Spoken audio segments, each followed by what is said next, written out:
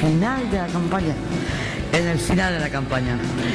Y estamos aquí en esta casa maravillosa que hemos contribuido de una manera especial a mejorar en este Palau de la Música que hoy suena a música celestial.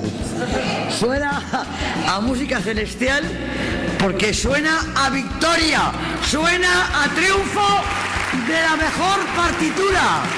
Y esa partitura, la mejor, es la del Partido Popular.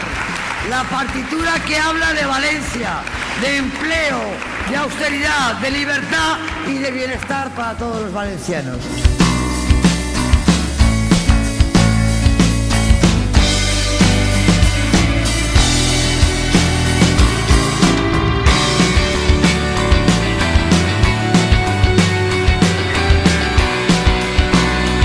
Este partido pide el voto para el 22 de mayo, para seguir haciendo grande la Comunidad Valenciana, para seguir siendo una referencia a nivel nacional y europeo y para seguir dando esperanza al resto de nuestros compatriotas.